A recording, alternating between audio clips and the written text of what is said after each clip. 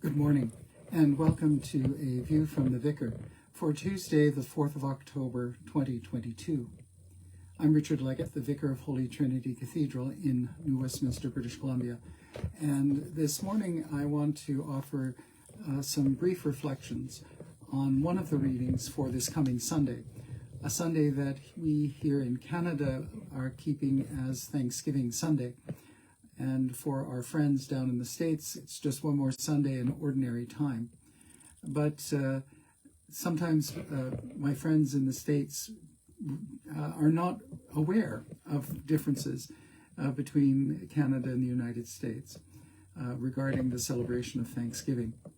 And so this Sunday, we will gather to celebrate Harvest Thanksgiving.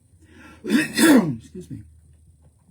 The first reading for this coming Sunday is from Deuteronomy chapter 26. And let me read the passage to you. When you have come into the land that the Lord your God is giving you as an inheritance to possess, and you possess it and settle in it, you shall take some of the first of all the fruit of the ground, which you harvest from the land that the Lord your God is giving you, and you shall put it in a basket and go to the place that the Lord your God will choose as a dwelling for his name. You shall go to the priest who is in office at that time and say to him, Today I declare to the Lord your God that I have come into the land that the Lord swore to our ancestors to give us. When the priest takes the basket from your hand and sets it down before the altar of the Lord your God, you shall make this response before the Lord your God. A wandering Aramean was my ancestor. He went down into Egypt and lived there as an alien, few in number, and there he became a great nation, mighty and populous. When the Egyptians treated us harshly and afflicted us by imposing hard labor on us, we cried to the Lord, the God of our ancestors. The Lord heard our voice and saw our affliction, our toil and our oppression. The Lord brought us out of Egypt with a mighty hand and with an outstretched arm, with a terrifying display of power, and with signs and wonders. And he brought us into this place, and gave us this land, a land flowing with milk and honey. So now I bring the first of the fruit of the ground that you, O Lord, have given me. You shall set it down before the Lord your God, and bow down before the Lord your God. Then you, together with the Levites and the aliens who reside among you, shall celebrate with all the bounty that the Lord your God has given to you and to your house. In many ways, this text is a creed. It is a statement of belief that the presence of the people of Israel in the land of Canaan is something given to them by God, and that God has looked upon them in their need and affliction and brought them out of bondage into the land of Canaan, where they may enjoy milk and honey. It's an act of thanksgiving for what God has done in the midst of anxiety, in the midst of oppression, in the midst of challenges that might have crushed the nation. It's a reminder that at the core of all healthy spirituality is thanksgiving. When we look around the world today and see some of the devastating political and social movements that are, quite frankly, distorting the image of God in human beings, many of them, I think, can be described as movements without any sense of thanksgiving. Thanksgiving, you see, begins with the recognition that we are all interconnected and that everything we have is in some ways a gift. There are no self-made people, if by that you mean people who have somehow managed to take something from nothing and created something better.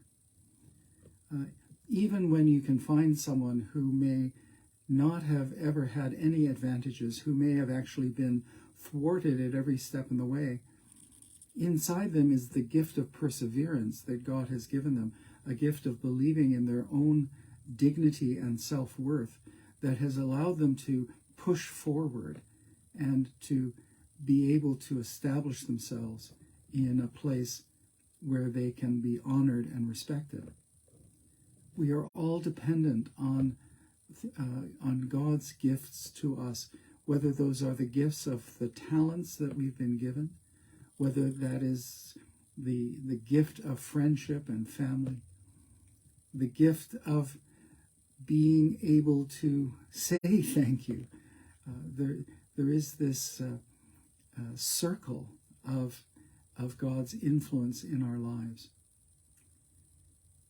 This thanksgiving can even extend to those moments where we are aware that we're facing challenges, whether those be challenges of health or perhaps our jobs, perhaps our living conditions, perhaps simply emotional struggles that we may be facing. And even in those moments, it is possible to find reasons to be grateful. In the case of the Israelite who speaks this tale of a wandering Aramean was my ancestor, you'll notice that the story actually has its core in the oppression of the people by the Egyptians. And one gives thanks that even under oppression, one speaks one's needs to God and discovers deliverance. I know that these past 2.5 years have been ones of profound struggle for all of us. And just yesterday, when I was talking to the bishop, I had to express my own sense of disappointment would be too strong a word, but my own sense that things are not snapping back in the way that I would like to see them snap back. We're not emerging from 2.5 years of the COVID pandemic as quickly as I might have hoped. And perhaps my hope was unreasonable. But I found that I could, when I acknowledged that my hope had not yet been realized, I also remembered those people for whom I am so grateful for their leadership, the lay leadership of our parish, the ordained leadership of our parish, both stipendiary and non-stipendiary. I gave thanks for the friendships that I have found at Holy Trinity. I gave thanks for the people who regularly come to the 8 o'clock service and regularly come to the 10 o'clock service. I gave thanks for the people we haven't seen in 2.5 years yet still continue to faithfully support the parish. There were all sorts of reasons to be thankful, even though my hope of a fully restored pre-pandemic community of faith has not yet been realized. Faith and thanksgiving go together. And when we can no longer give thanks, when we no longer can look at the world and see that we are the recipients of gifts, then both our faith and, I think, our own self-worth are diminished significantly. So as we approach this Thanksgiving weekend, I hope that you will find ways of giving thanks. You can give thanks over an English muffin on Thanksgiving Day if you're by yourself, that you have a place to live and food to eat, and have friends that you can call and contact. I mean, there are all sorts of ways that we can acknowledge the giftedness of our lives. And in doing so, I think that we find our faith is deepened. Faith is, as the letter to the Hebrews says, we have faith in things that are not seen, but are hoped for. And as we gather this Thanksgiving, let us continue to hope and pray for a world in which all God's children can be free. But in the meantime, let us give thanks for even the smallest signs that we see that God is working in the world and that God's purposes are being achieved in it. I'd like to conclude this morning using a prayer that is an alternative form of general thanksgiving, and I offer it this morning. Accept, O Lord, our thanks and praise for all you have done for us. We thank you for the splendor of the whole creation, for the beauty of this world, for the wonder of life, and for the mystery of love. We thank you for the blessing of family and friends, and for the loving care which surrounds us on every side. We thank you for setting us tasks which demand our best efforts, and for leading us to accomplishments which satisfy and delight us. We also thank you also for those disappointments and failures that lead us to acknowledge our dependence on you alone. Above all, we thank you for your Son, Jesus Christ, for the truth of his word and the example of his life, for his steadfast obedience by which he overcame temptation, for his dying through which he overcame death, for his rising to life again, in which we are raised to the life of your kingdom. Grant us the gift of your Spirit, that we may know Christ and make him known, and through him at all times and in all places may give thanks to you in all things.